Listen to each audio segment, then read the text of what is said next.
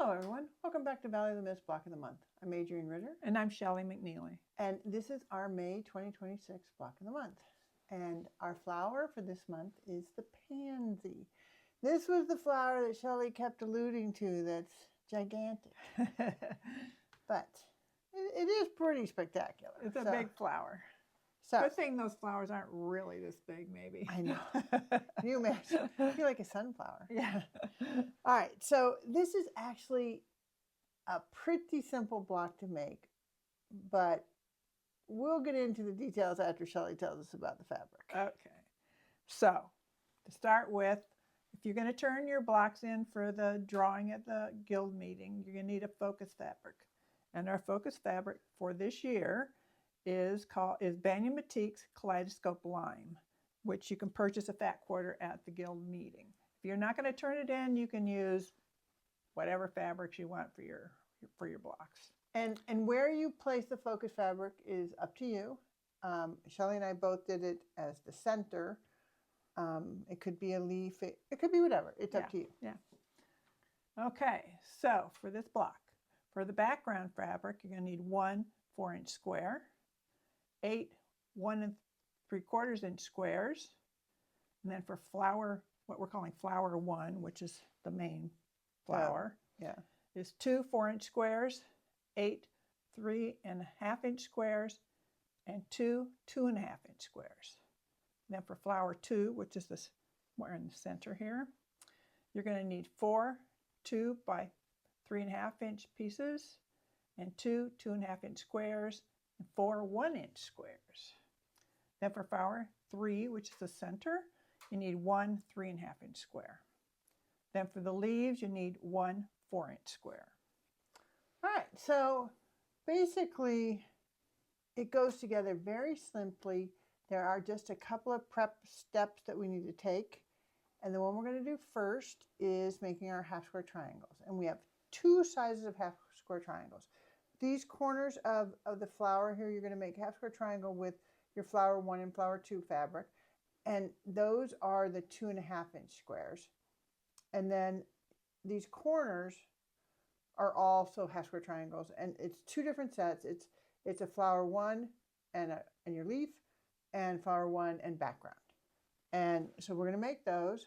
I'm going to briefly go over half square triangles. We have a video called Half Square that goes over it. Last month I went over it in a lot of detail, but anyway, basically you're going to take your 2 fabrics that should be the same size piece of fabric. In this case, it's my background and my flower 1 fabric for this block. And I have drawn a line on the one diagonal. Shelley does it another method where she draws a line 1/4 inch away from the diagonal on each side. And I sew that line. She sews on that line. I use this line as a guide to sew 1/4 inch away. So you sew 2 lines down the middle, cut it down the middle, down that diagonal. Then you're going to press them. And our rule for half square triangles is we press them open, the seam open. Then you're going to trim it. These bigger ones that start with the, what size squares? 4-inch. 4-inch squares. They trim down to 3.5-inch half square triangles when you're done. And the little ones that are the 2.5-inch squares, they trim down to a 2-inch square.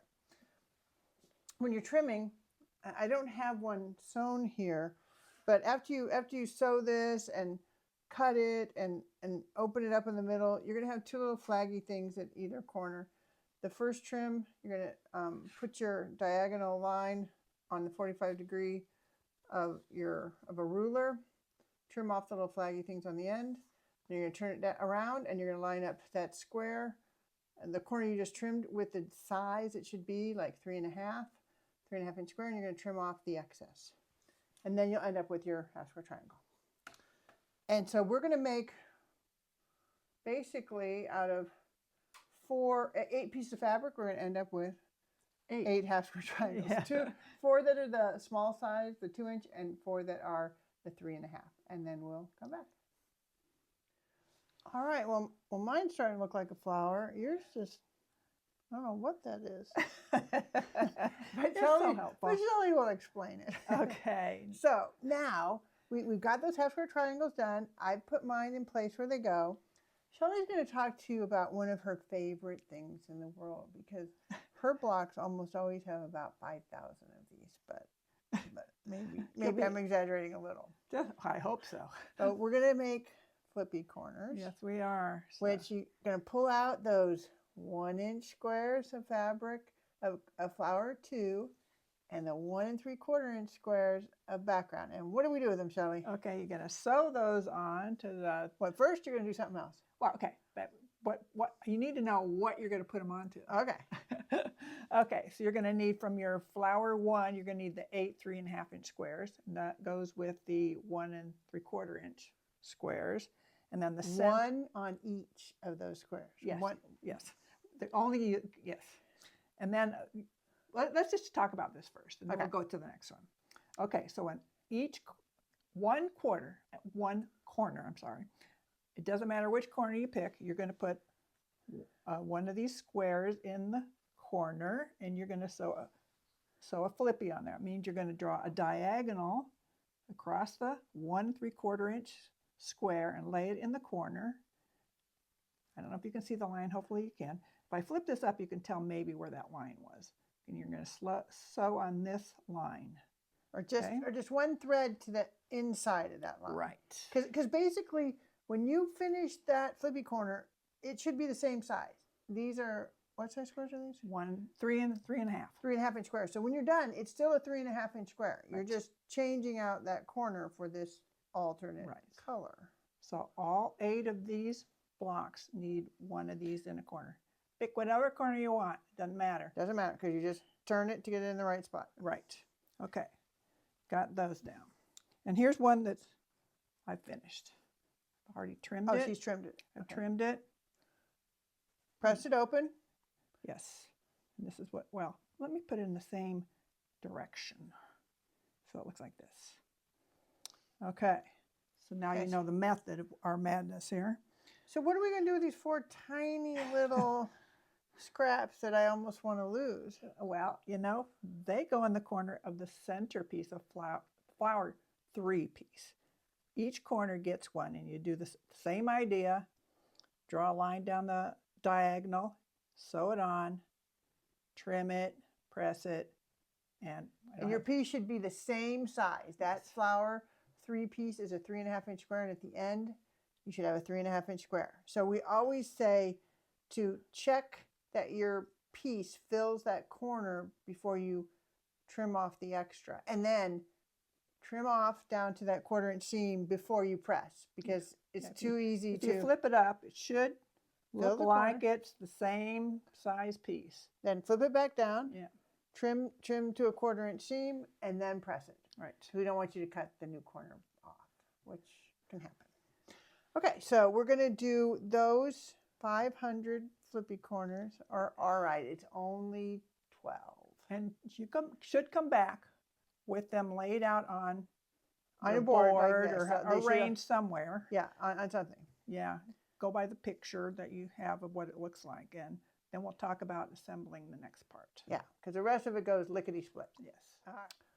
All right, all the little fiddly stuff is done. Wasn't that fun? I just love putting on flippy corners. Well, you know what? My philosophy is, do we need square flowers? What do you mean? Square flowers. Oh, yeah. Hey, now she's making fun of my flowers.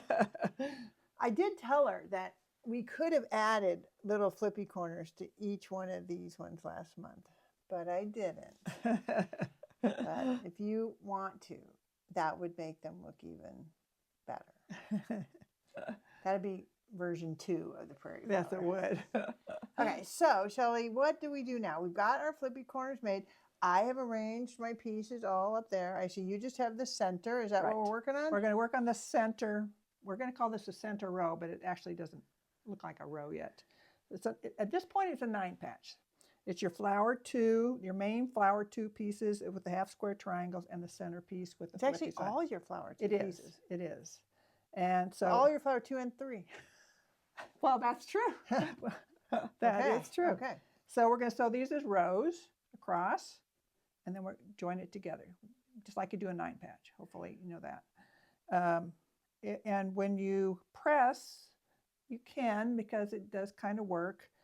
If you press the rows to the inside, The top and bottom row. yeah, top and bottom row, then the center, if you press to the outside, then they'll nest when you go to put them together. So even though they're like triangle corners, we're going to go against our rule and let you. Yeah, it's not up to press you. it If open. it works for you, you don't have to do it. You know, If it otherwise. doesn't work for you. Yeah.